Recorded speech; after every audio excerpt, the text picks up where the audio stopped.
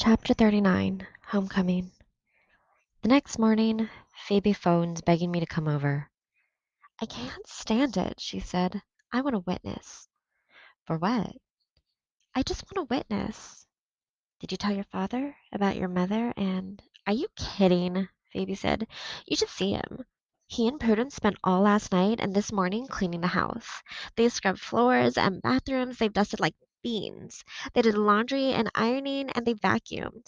Then they took a good look around. My father said, maybe it looks too good. Your mother will think we can function without her. So they messed things up. He's very put out with me that I wouldn't help. I did not want to be a witness to anything, but I felt guilty for running away the day before, and so I agreed. When I got to her house, Phoebe, Mr. Winterbottom, and Prudence were sitting there staring at each other. Didn't she say what time she was coming? Mr. Winterbottom said. Prudence said, no, she did not, and I wish she would quit acting as if it was my fault and she did not say more than she did. Mr. Winterbottom was a wreck. He jumped up to straighten a pillow, sat back down, and then he leaped up to mess with the pillow again. He went out in the yard and walked around in circles. He changed his shirt twice. I hope you don't mind that I'm here, I said. Why would I mind? Mr. Winterbottom said. Just as I thought they would all go stark raving mad, a taxi pulled up outside. I can't look, Mr. Winterbottom said, escaping to the kitchen. I can't look either, Phoebe said. She followed her father and I followed Phoebe. Well, gosh, Prudence said. I don't know what has gotten into everybody. Aren't you excited to see her? From the kitchen, we heard Prudence open the front door. We heard Mrs. Winterbottom say, oh, sweetie. Mr. Winterbottom wiped the kitchen counter. We heard Prudence gasp and her mother say, I'd like you to meet Mike. Mike? Mr. Winterbottom said. He was quite red in the face. I was glad there was no axe in the house, or I am fairly certain he would have picked it up and headed straight for Mike. Phoebe said, now, Dad, don't do anything too rash. Mike, he repeated. Mrs. Winterbottom called, George? Phoebe? We heard her say to Prudence, where are they? Didn't you tell them we were coming? Mr. Winterbottom took a deep breath. Phoebe, I'm not sure you or Sal should be around for this. Are you kidding? Phoebe said. He took another deep breath. Okay, he said. Okay, here we go. He stood up, straight and tall, and walked through to the living room. Phoebe and I followed. Honest and truly, I think Phoebe nearly fainted dead away on the carpet. There were two reasons for this. The first one was not that Mrs. Winterbottom looked different. Her hair was not only short but also quite stylish. She was wearing lipstick, mascara, and a little blush in her cheeks, and her clothes were altogether unlike anything I'd ever seen her in. A white t-shirt, blue jeans, and flat black shoes. Dangling from her ears were thin silver hoop earrings. She looked magnificent, but she did not look like Phoebe's mother. The second reason that I think Phoebe nearly fainted dead away was that there was Mike Bickle, Phoebe's potential lunatic, in her own living room. It was one thing to think he was coming, and another thing to actually see him standing there. I didn't know what to think. For a second, I thought maybe Mike had kidnapped Mrs. Winterbottom and was bringing her back for some ransom money, or maybe he was now going to do away with the rest of us. But I kept thinking of seeing them together the day before.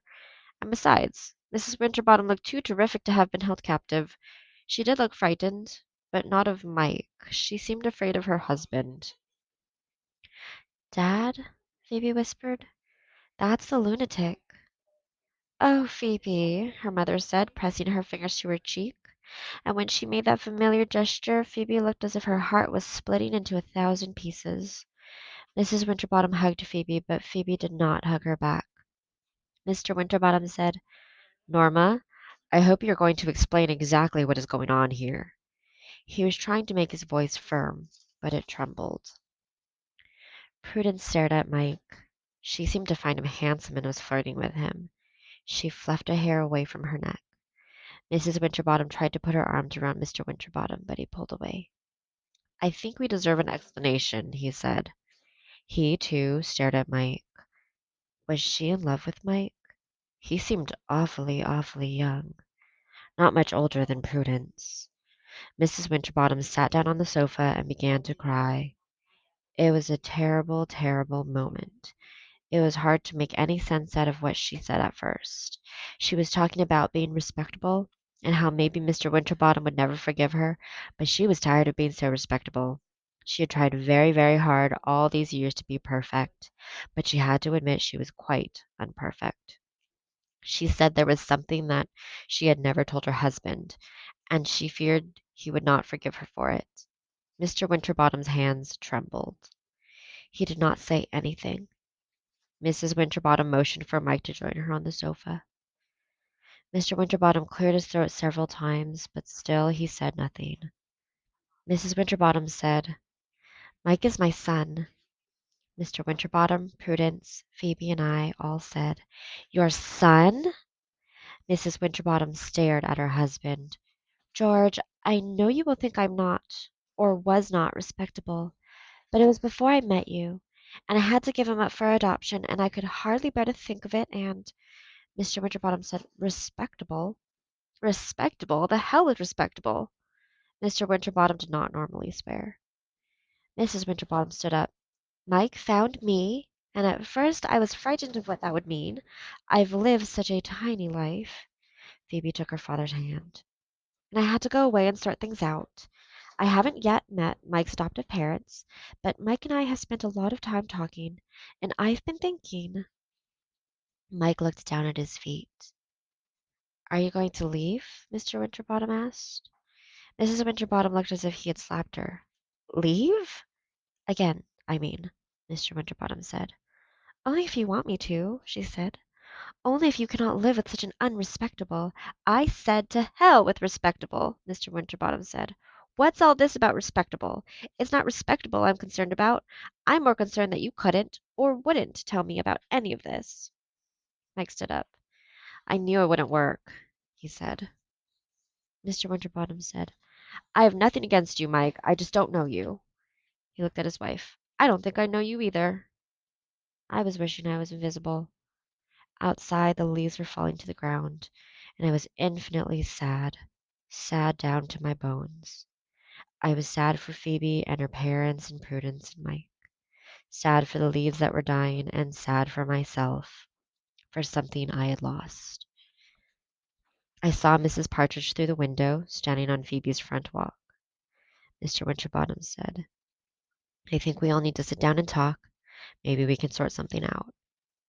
Then he did what I think was a noble thing. He went over to Mike and shook his hand and said, "I did always think a son would be a nice addition to this family." Mrs. Winterbottom looked relieved. Prudence smiled at Mike. Phoebe stood motionless, off to the side. "I had better go," I said. Everyone turned to me as if I had just dropped through the roof. Mr. Winterbottom said, "Sal, I'm sorry, I truly am." To Mike he said, "Sal is like another member of the family." Mrs. Winterbottom said, "You're mad at me, aren't you, Phoebe?" "Yes," Phoebe said, "I most certainly am." Phoebe took my sleeve and pulled me toward the door. "When you all decide exactly how many people are in this family, let me know." We stepped out on the porch just as Mrs. Partridge placed a white envelope on the steps.